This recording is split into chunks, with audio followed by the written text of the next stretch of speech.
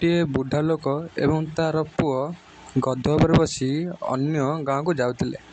ରାସ୍ତାରେ କିଛି ଲୋକ ମିଳିଲେ ଏବଂ କହିବାକୁ ଲାଗିଲେ, "ଦେଖ, କେତେ ଅତ୍ୟାଚାରୀ ଲୋକ!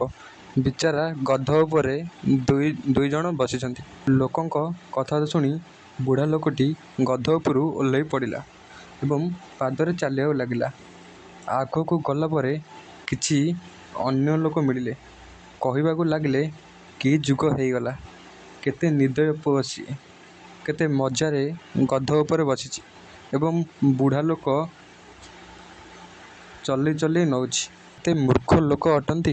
ଗଧକୁ ସାଙ୍ଗରେ ଥାଇ ମଧ୍ୟ ବାପ ପୁଅ ପାଦରେ ଚାଲୁଛନ୍ତି। ଗଧ କ'ଣ ପାଇଁ ରଖିଛ? ଗଧ ଉପରେ ବସିପାରିବନି? ଜୀବନରେ ତୁମେ କିଛି ବି କରିଦିଅ, ଲୋକମାନେ ତ ହସିବେ। ଚଢ଼ିବାକୁ ହସିବେ ଓ ପାଦରେ ଚାଲିବାକୁ ବି ହସିବେ। ଲୋକଙ୍କ କଥା ଅନୁଯାୟୀ କରିବ ତ କିଛି ବି କରିପାରିବନି। ସେଇ କାମ କର ଯାହା ତୁମ ମନ କହୁଛି।